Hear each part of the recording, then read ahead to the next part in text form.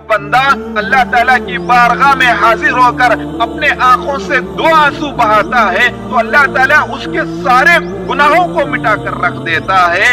اتنا ہی نہیں بلکہ اللہ تعالیٰ اس کے سارے گناہوں کو نیکیوں میں تبدیل کر دیتا ہے۔ وہ گناہ جو اس نے اپنے پچھلے زندگی میں کی تھی وہ سارے گناہوں کو اللہ تعالیٰ نیکیوں میں بدل کر رکھ دیتا ہے۔ اللہ اکبر۔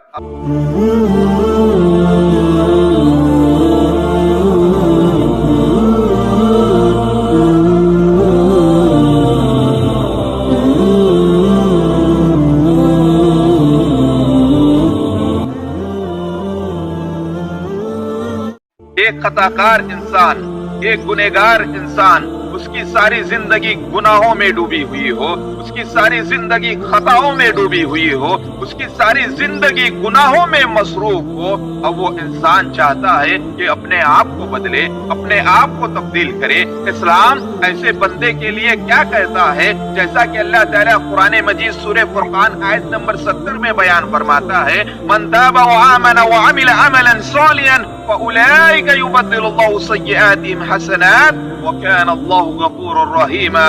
اور جو شخص سچے دل سے اللہ تعالیٰ سے توبہ کرتا ہے اور خالص اللہ رب العالمین پر ایمان لے آتا ہے اور نیک اعمال کرتا ہے، صالح اعمال کرتا ہے، اللہ ایسے بندے کے گناہوں کو نیکیوں میں بدل کر رکھ دیتا ہے۔ وَكَانَ اللَّهُ غَفُورٌ رَحِيمًا، اور بے شک اللہ تعالیٰ بڑا بخشنے والا اور بہت زیادہ مہربان ہے۔ محترم بھائیو، اس آیت کو ہم ذرا غور سے دیکھتے ہیں تو ہمیں بات معلوم ہوتی ہے، جب بندہ اللہ تعالیٰ کی بارگاہ میں حاضر ہو کر اپنے آنکھوں سے 2 آنسو بہاتا ہے تو اللہ تعالیٰ اس کے سارے گناہوں کو مٹا کر رکھ دیتا ہے۔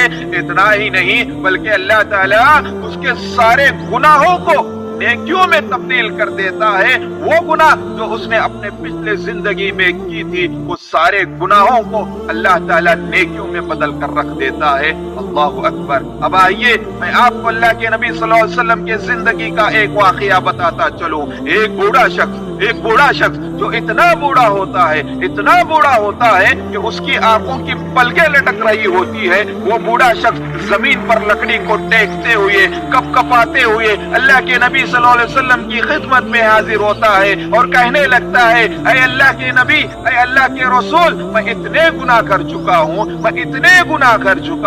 اگر میرے سارے کے سارے گناہوں کو مدینے کی زمین پر رکھ دیا جائے ساری زمین جل کر راکھ ہو جائے گی۔ کوئی کبیرہ کوئی صغیرہ گناہ ایسا نہیں ہے جس کو میں نے نہیں کیا، ہر کبیرہ ہر صغیرہ گناہ میں کر چکا ہوں، کیا میرے لیے اسلام میں کوئی معافی ہے؟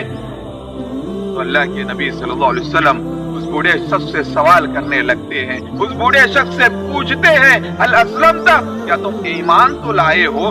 بوڑھا شخص کہتا ہے، اشہد اللہ الہ الا اللہ واشہد ان محمد رسول اللہ، اے اللہ کے رسول میں گواہی دیتا ہوں اللہ کے سوا کوئی معبود برحق نہیں، اور میں گواہی دیتا ہوں اللہ کے آخری نبی جناب محمد رسول اللہ صلی اللہ علیہ وسلم ہے۔ اس کے بعد اللہ کے نبی صلی اللہ علیہ وسلم اس بوڑھے شخص سے کہتے ہیں، جاؤ سچے دل سے توبہ کرو، اللہ تعالیٰ تمہارے سارے گناہوں کو نیکیوں میں بدل کر رکھ دے گا۔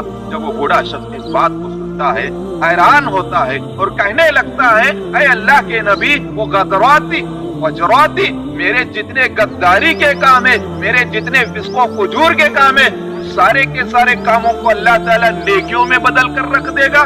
ہاں، وہ غدراتی کا وہ فجراتی کا تیرے جتنے بھی غداری کے کام ہیں، تیرے جتنے بھی فسق و فجور کے کام ہیں، ان سارے کے سارے کاموں کو اللہ تعالیٰ نیکیوں میں بدل کر رکھ دے گا۔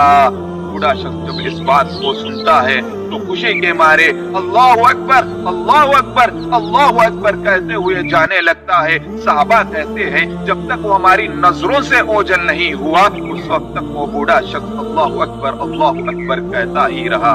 اسی وجہ سے ہم تمام لوگوں کو چاہیے کہ ہم تمام لوگ اللہ تعالیٰ سے اپنے گناہوں کی معافی طلب کر لے۔ جب بندہ اللہ تعالیٰ سے توبہ کرنے لگتا ہے تو اللہ تعالیٰ اس بندے کے قریب ہو جاتا ہے۔ جب بندہ اللہ تعالیٰ سے توبہ کرنے لگتا ہے تو اللہ تعالیٰ اس بندے کو اپنا دوست بنا لیتا ہے۔ جب بندہ اللہ تعالیٰ سے اپنے گناہوں کی معافی طلب کرتا ہے تو اللہ تعالیٰ اس بندے سے محبت کرنے لگتا ہے۔